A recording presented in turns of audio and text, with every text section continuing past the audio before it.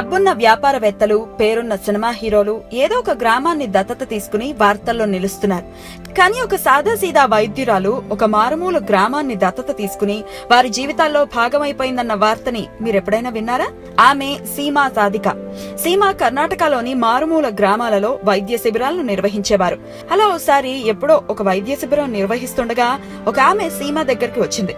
మీరు 6 నెలలకోసారి వైద్య శిబిరాలను నిర్వహిస్తారు, కానీ మీరు వెళ్ళిపోయాక మా పరిస్థితి ఏంటి?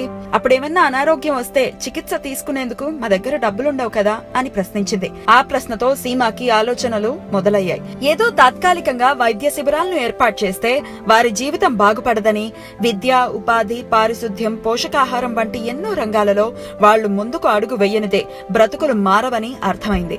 ఆ ఆలోచనతోనే గత సంవత్సరం నమ్మమిత్ర అనే స్వచ్ఛంద సంస్థ ఏర్పాటైంది. నమ్మమిత్ర అంటే మన స్నేహితుడు అని అర్థం. నమ్మమిత్ర సంస్థ ఆధ్వర్యంలో సీమ కర్ణాటకలోని బనాదూర్ గ్రామం బాగోగులను చూడాలని నిర్ణయించుకున్నారు. గ్రామంలో ఒక సోలార్ గ్రిడ్ ని ఏర్పాటు చేసి ఈ శాల పేరుతో గ్రామంలోని 6 నుంచి 10 తరగతి పిల్లలు రాత్రివేళల్లో చదువుకునేలా ఒక టీచర్ ని, దృశ్య శ్రవణ పరికరాలని సమకూర్చారు.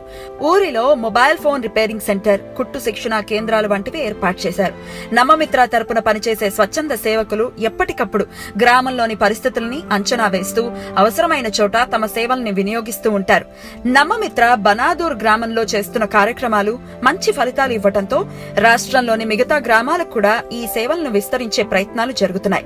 దేశానికి ఉపయోగపడాలి, గ్రామాలకు ఏమన్నా చెయ్యాలన్న లక్ష్యాలు కేవలం శ్రీమంతులకే పరిమితం కాదని, మంచితనం, సంకల్పం ఉంటే ఎవరి పరిధిలో వారు అద్భుతాలు సాధించగలగరని సీమా సాధిక నిరూపిస్తున్నారు.